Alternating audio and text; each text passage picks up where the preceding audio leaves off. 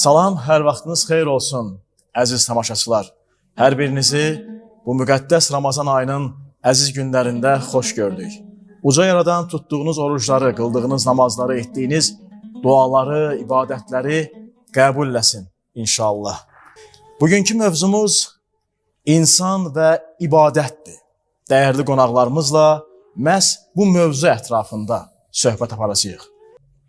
Quran-ı Kərimdə insan və ibadət əlaqəsi necə izah olunur?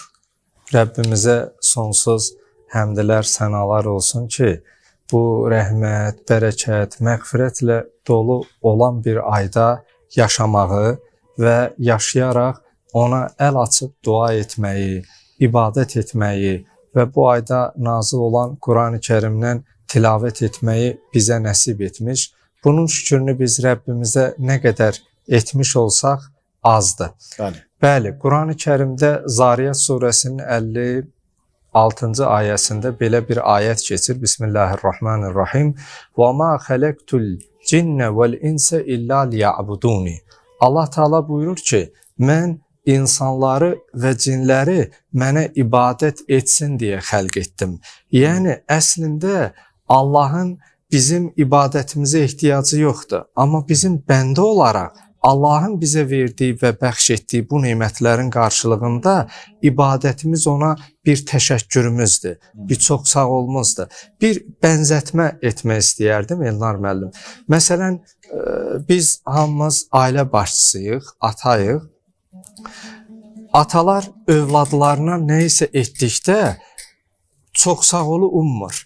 Qarşılığında övladımız bizə atacan, nə yaxşı bunu etmisən deyə o düşüncə ilə, o psixologiya ilə biz yanaşmırıq. O bizim övladımızdır, bizim canımızın bir parçasıdır. Bir sözlə yaşadığımız ömrü onlar üçün yaşadığımız insanlardır deyə biz təmənnasız edirik. Amma indi əlində bir gül apardıqda, uşağın istədiyi bir şeyi alıb apardıqda, əgər o sənə bunun qarşılığında atacan, nə yaxşı ki mənim atamsan, atacan, nə yaxşı ki sən mənim atamsan deyəndə inanın insanın uçmağa qanadı olmur. Yəni atanın övladdan o bir gözləntisi yoxdur. Amma övlad onu dedikdə ata üçün nə qədər xoş olur. Nə qədər gözəl olur.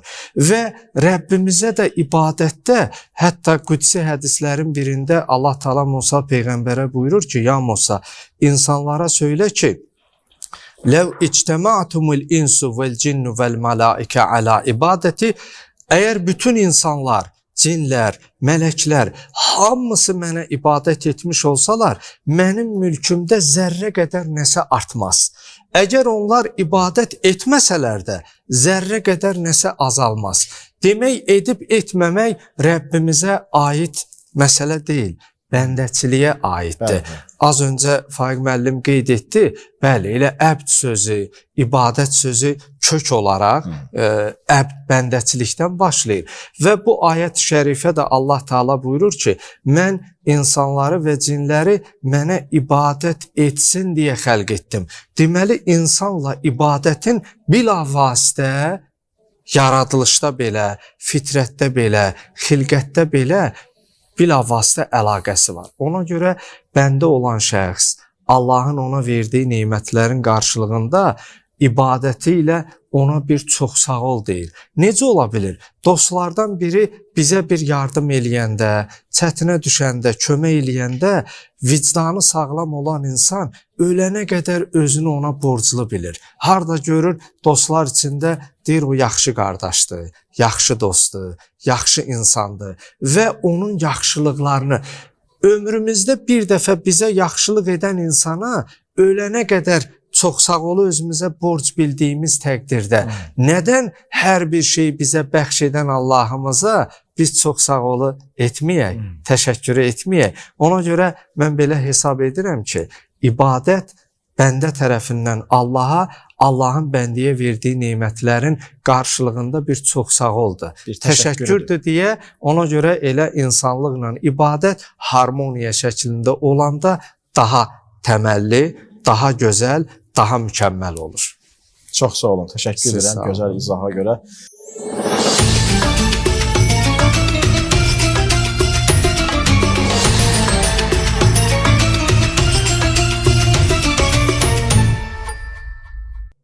səmimi ibadətlə vərdiş halına gəlmiş ibadət arasında fərq nədir? Səmimiyyət elə bir şeydir ki, biz öz dövrümüzdən yanaşma etmiş olsa, bir yaşdan sonra insan səmimiyyət axtarışına çıxır. Əgər ailə də səmimi olmasa, sən o cür fədakar olmursan. Dost da səmimi olmasa, dostluqda o qədər sədaqət davam etmir. Bir sözlə, insan müəyyən dövr zaman səmimiyyət axtarışına çıxır. İbadətin özündə də az öncə Faiq müəllimə yönəltdiyiniz sualda ixlas dediyiniz, həmin o ixlasın özündə bir səmimiyyət anlamı var. Əgər ibadət də səmimi olmuş olsa, o zaman dadı duzu olar. O zaman faydalı olar. Peyğəmbər sallavatullahın belə bir kəlamı var. Buyurur, mən ləm ya'məl bi qovlih, ləm yuəssir qovluhu fi qulubin nas. Əgər bir nəfər dediyi sözə özü əməl etmirsə, onun sözü insanların qəlbində iz buraxa bilməz. Ola bilər, qulaq asanda deyəsən, maşallah, nə gözəl danışır, aratırdır, natiqdir, fəsahət, bəlağət öz yerində. Amma ruha toxunmaz. Ruha toxunması üçün insanın səmimiyyəti lazımdır.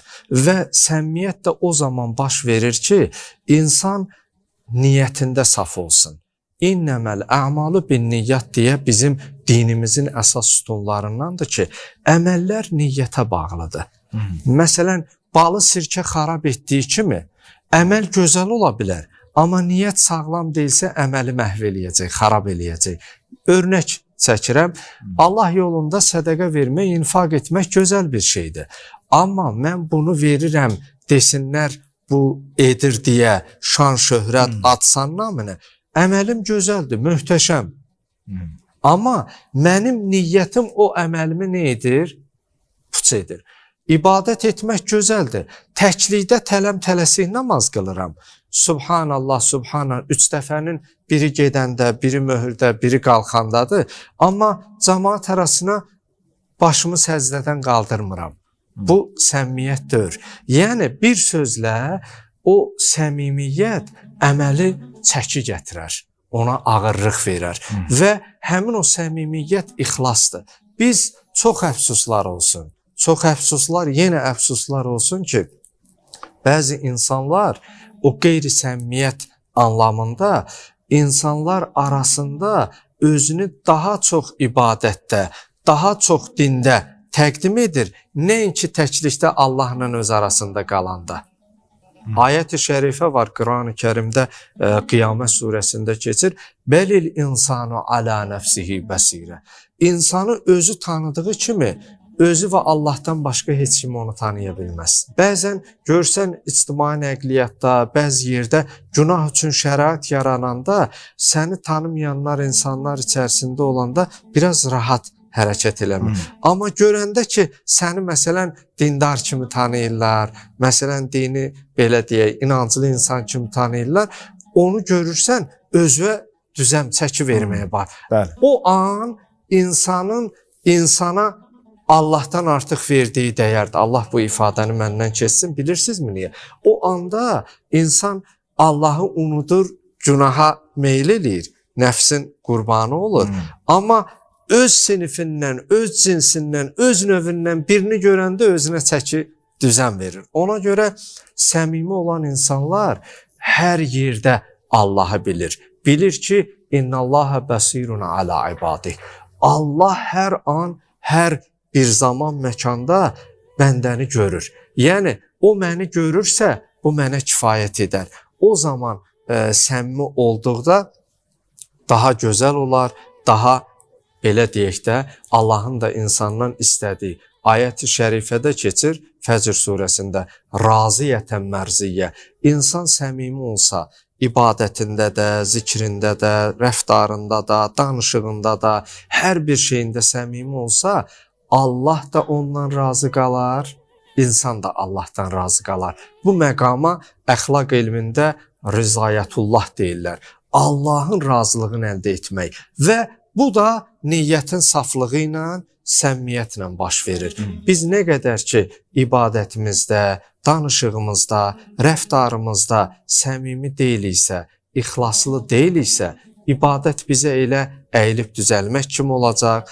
Mübarək Ramazan ayında elə ac və susuzluq, hətta qısaca bir haşiyə çıxıb Elnar bəy, tarixdə var, Peyğəmbər salavatullah Məkkid-ün Nəbidən çıxıb gedərkən Mədinə küçələrində bir qadının uca səslə öz kənizini aşağılayacaq ifadələr işlətdiyini eşidir və həyata daxil olur, buyurur kuli və şrəbi, ona yeyib içmək təklif eləyir və o yaşlı xanım deyir, ya Rasulullah, məyər Ramazan ayı deyilmi?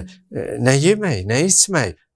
Deyir, məyər Ramazan ayı elə yemək və içməkdənmi özünü saxlamaqdır? Məyər dilin haqqını əda etmək, gözün haqqını əda etmək, əxlaqı və bizə ən çox tövsiyə olunan bu ayda Şəbaniyyə xütbəsində Peyğəmbər sallavatullahın kəlamlarındandır ki, öz əxlaqınızı gözəlləşdirin və biz o gözəlliyi yalnız səmimiyyətlə əldə edə bilərik. Ona görə mən hesab edirəm ki, səmimiyyət və niyyətin xalisliyi elə ibadətin özüdür.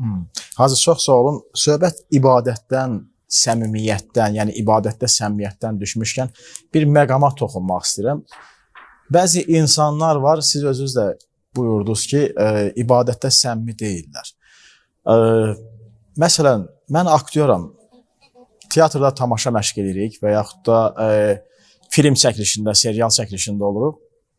Kollektivdə bir nəfər namaz qılır, məsələn deyək, bir nəfər və yaxud bir neçə nəfər. Namaz vaxtı çatanda saxlayır məşqi və yaxud da çəkilişi, gedir namazını qılır. Bütün kollektivdə, bizdə kollektiv sənət olduğuna görə bütün kollektivdə məcburdur dayansın, gözləsin. Amma adam da var ki, məsəl üçün namaz qılır, heç kim bilmir o nə vaxt namazını qıldı. Bir də onu görsən ki, qılıb artıq gəlib. Sizcə nə dərəcədə düzgündür? Yəni bu cür mən namaza gedirəm, dayanın, ta ki bir yarım saat, 20 dəqiqə mən olmayacam. Bu nə dərəcədə düzgündür? Belə deyək, Elnar müəllim, bu az öncə qeyd etdiyimiz kimi bütün əməllər niyyətə bağlıdır. Yəni biz onun niyyətini bilmədiyi üçün onun haqqında konkret hökm edə bilmərik, qəzavət edə bilmərik.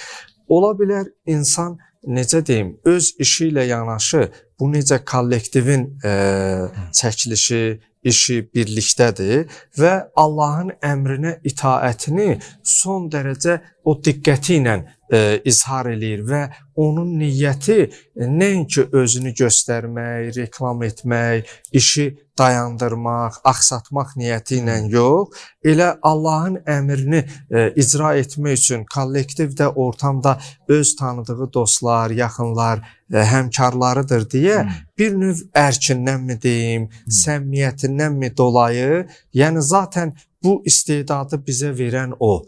Bu qüdrəti, imkanları bizə verən o və sizin də kollektiv olaraq belə deyək, ruzunuz ordandırsa, bu insan Allahın ona verdiyi bu neymətləri dəyərləndirmə niyyətinin ilə vaxtında qılırsa, gözəllikdən başqa bir şey deyil. Amma yox, niyyəti başqa bir şey olarsa, o az öncə qeyd etdiyimiz kimi sirkə balı xarab edən kimi niyyət də əməli xarab edə bilər. Biz inşallah elə hesab edək ki, o elə Allahın əmrini yerinə yetirmə niyyəti ilə və saf, xalis, səmimi kollektivdə özünü göstərmək üçün edir və elə gözəldir, yaxşıdır, Allah kömək olsun. Çox sağ olun, təşəkkür edirəm. Siz sağ olun. Beləliklə verilişimizin sonuna gəlib çatdıq, amma verilişimizi sonlandırmadan öncə adətimiz üzrə dəyərli qonaqlarımızdan birindən rica eləyəcəm, gözəl bir dua oxusun və bu dua ilə də verilişimizi yekunlaşdıraq. Hacı Eldayaq müəllim, buyurun. Allahım, bu rəhmət, bərəkət, məğfirət ayında sənə açılan əllərimizi naümid qaytarma. Allahım, sən rəhmansan, rəhimsən, ərhəmür rahiminsən. Allah, günahlarımızı bağışlamamış bizi dünyadan aparma cinən. Allahım, bu Ramazan ayının bərəkətindən bizim hər birimizə pay ayırcınən. Allahım, Qur'an və Əhl-i Beytin nuru ilə bizi nurlandır cinən. Allahım, cümlə şəhidlərimizə rəhmət et cinən. Onların ata-analarına səbir ver cinən. Qazilərimizə acil şifa mərhəmət et cinən. Allahım, ilbəil mübarək Ramazan ayında sənə oruc olmağı, ibadət etməyi, əl açaraq dua etməyi hər birimizə nəsib et cinən. Amin. Ya Rəbbəl Aləmin. Amin.